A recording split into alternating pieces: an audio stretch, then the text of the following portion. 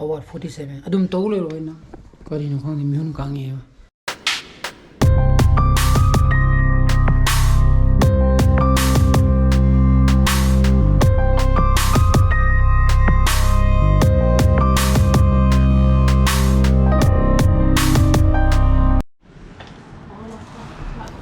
Kopiro. Morning guys, welcome back to my channel. Man ngai be na khali.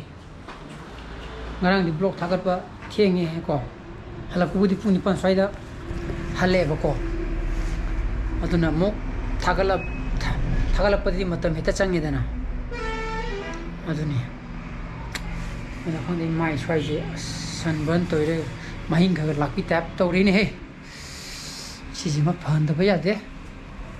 Then son of school chat another Torang Tobel Loy Crem from the Tada Viruki gear.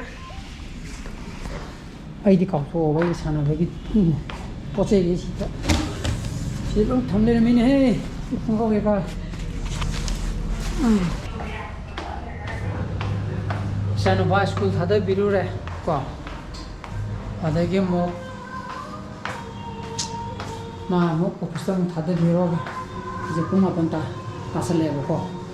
Matadoroga, Halaga, ay Tawada Tawak, Mam lady friend to class like in a friend Pungani than a class I call I get it.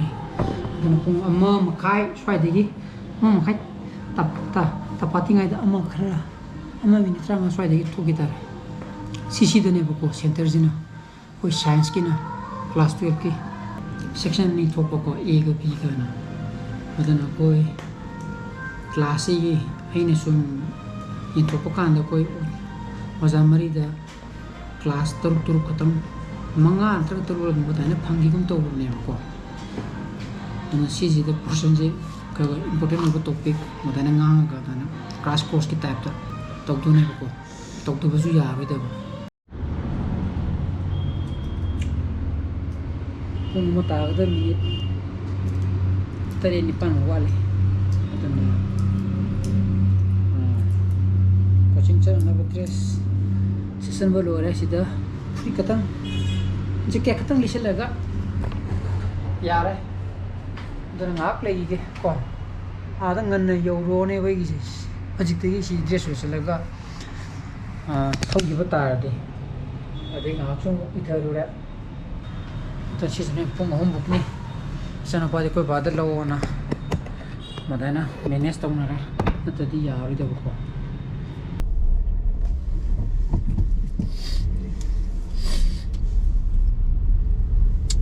15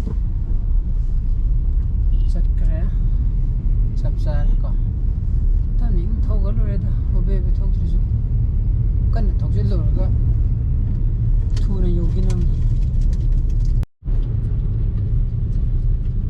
slai sing chai ba gini ne sida divider da hauri ba lai mem je woni swan kha sai bi de di mui ni kada di sim thangani nong chu na tana ko sim ngam ngani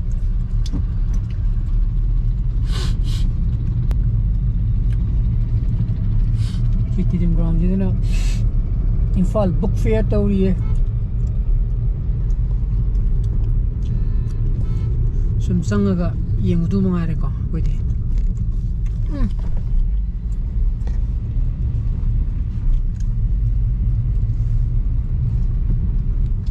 learning ba lai kati kaso yaw roi boga sai la bu pa ba sam kan da to ba lai pa ba gai sai thabak jida ba kwa ai bookies agara bookworm oi da vai ta na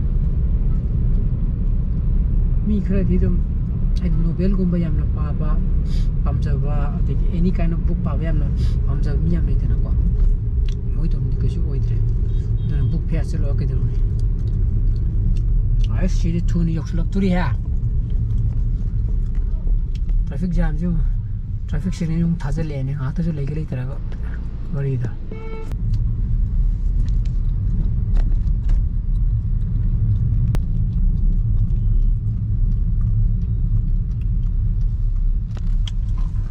ki pe ke bazaar ne he ha sana hang do thong ju lan ni ne ha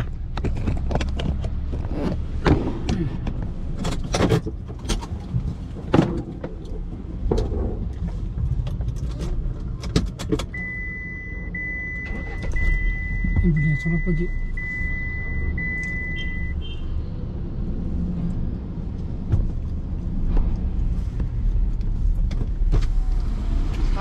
YouTuber ai sai cái đó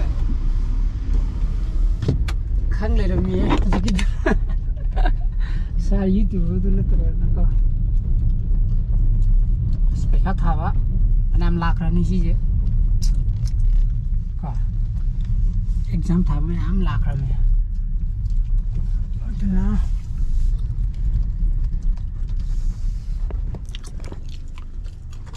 thαβ ki exam có mấy em thả bây giờ lạc ra nè tôi nói xong gì á không mua cả mà khai tài đấy tôi nói chỉ là ham rồi mía không cần nè lại chỉ phơi đi nó khai lại có lên bây giờ thằng gì cũng mà khai xoay đi cái lạc bây giờ nè nó cái nó không mấy tôi vừa thằng gì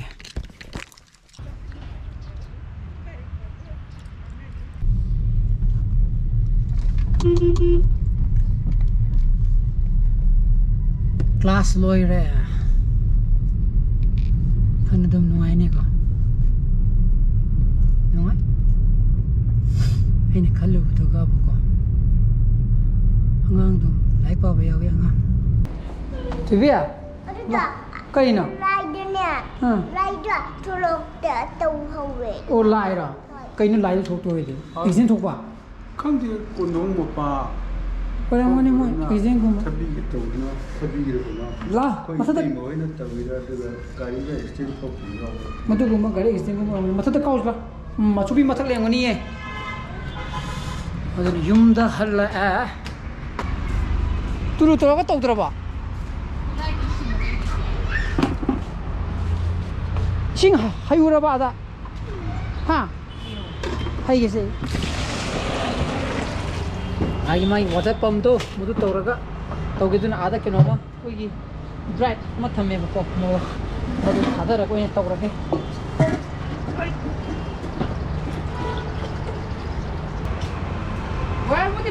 Why would you try to pump me ba? Hang ba?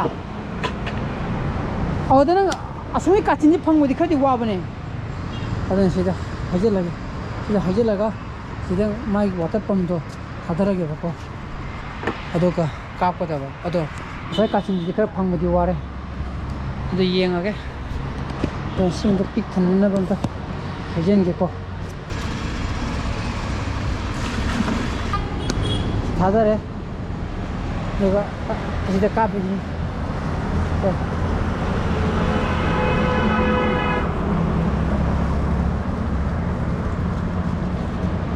Ising itu force itu kan lebar kok. Tahu apa? Force itu kan dra. Force itu kan lebar je. Tapi nak celak dia kok. Lagi itu malu kue, betul. Siapa yang macam je? Kalau losalah ni na, adana sigi baki suju, honero, si me China वो honero को दावा. lupa क्या P के मसीगी पम जा. lupa क्या P के मसी जा. 899 पी बको. Amazon दा याव कोने. Dining boleh di description box ta, apung गया. Aquarium को मुदा थम गदा बा. पोर्ट ने बको अदो सीजन ने याय 1 year वारंटी कोमोई कस्टमर क्या है लोइनो मुक लेगे दन लाइनिंग बा लेरगदी मागी लिंक अदु आई डिस्क्रिप्शन बॉक्स ता हापोंगे मोदेगी लेबी बा यानी पा नसी कपड़ा हां कपी कप तबरा कदी भी कपी नो बा खंग दिए नेगी फेर में आंदी कप तरा बा हां कपिया अभी देना कभी कभी वाली दा तारो ना कना निंजिंग इनोवा मम्मा निंजिंग इबा मम्मा तो नंग अदुम लोइने के लेबे नें सुम चोकलादी स्कूल तामोदुन स्कूल चरक तुझे हेयिंग कप कदरा कप पोय को गुड पुथिबी अंगांग नि ना खरा कप ता दुनि को अदो स्कूल चपगी दि मा क्या निवाई दि क्या कनदी तौबुदी ओइदे चलोय खोलोय काना गा को हेता कप फोतना तौबुदी ओइदे बको अदो रेगोसु ngang ni na ko tam kasi kitang taw ma eta o kong kap to na ai cha la ja taw video ide ꯑꯗꯨꯅ ꯈꯔ ꯁꯨꯝ ꯁꯨꯃꯥꯏꯅ ꯁꯨꯝ ꯈꯔ ꯁꯨꯝ ꯊꯦꯝꯃꯒ ꯃꯥꯒꯤ ꯊꯥꯕꯤꯍꯧꯗ꯭ꯔꯗꯤꯀꯣ ꯑꯃꯨꯛ ꯁꯤꯗ ꯑꯃꯨꯛ ꯂꯦꯞꯍꯟꯈ꯭ꯔꯗꯤ ꯑꯃꯨꯛ ꯀꯩꯁꯨ ꯀꯩꯅꯣ ꯇꯧꯅꯤꯡꯉꯔꯣꯏꯕꯀꯣ ꯀꯥꯅꯤꯡꯉꯔꯣꯏꯕ ꯍꯟꯗꯛꯀꯤꯁꯤꯗꯤ ꯃꯥꯅ ꯍꯥꯏꯗꯤ ꯃꯁꯥ ꯃꯊꯟꯇꯅ ꯀꯥꯅꯤꯡꯕ ꯄꯣꯛꯂꯛꯄ ꯍꯥꯏꯇꯥꯔꯦ ꯑꯗꯨꯅ ꯑꯗꯨꯝ ꯍꯩꯅꯔꯛꯀꯅꯤꯀꯣ ꯁꯤꯗꯤ ꯑꯉꯥꯡꯒꯤ ꯍꯧꯅꯕꯤꯅꯤꯅ ꯀꯔꯤ ꯐꯝꯕ ꯌꯥꯔꯦ ꯅꯪꯒꯤ ꯉꯥ ꯇꯥꯎꯔꯤ ꯃꯁꯨꯗꯨꯕꯨ ꯆꯥꯛ ꯈꯔ ꯆꯥꯕ꯭ꯔꯅꯦ ꯆꯥꯏꯌꯥ ꯏꯟꯖꯥꯡ ꯍꯥꯞꯄꯣꯝ ꯑꯩꯈꯣꯏꯗꯤ ꯉꯥ ꯊꯣꯡꯉꯦ ꯉꯥ ꯑꯇꯣꯏꯕ ꯀꯣ ꯀꯨꯝꯕꯤꯒꯤ ꯃꯈꯨꯝꯁꯤ ꯁ꯭ꯋꯥꯏꯗ ꯑꯃꯨꯛ ꯌꯧꯔꯛꯑꯅꯤ ꯃꯤꯅꯪꯒꯤ ꯃꯈꯨꯝꯁꯤ ꯁ꯭ꯋꯥꯏꯗ ꯑꯃꯨꯛ ꯌꯧꯔꯛꯑꯅꯤ ꯁꯤ ꯂꯣꯏꯔꯦ ꯑꯩꯅ ꯀꯨꯝꯕꯤꯗ ꯍꯥꯏꯔꯕꯅꯤ ꯇꯦꯡꯀꯣꯠ ꯃꯆꯥ ꯑꯝꯇ ꯌꯥꯝꯅꯗꯤ ꯊꯝꯕꯤꯔꯣ ꯃꯥ ꯍꯌꯦꯡ ꯑꯌꯨꯛ ꯄꯤꯖꯔꯒ ꯊꯥꯒꯤ ꯐꯩ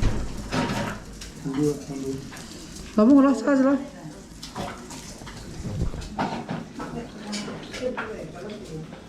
ꯍꯥꯎꯔꯦ ꯍꯥꯎꯔꯦ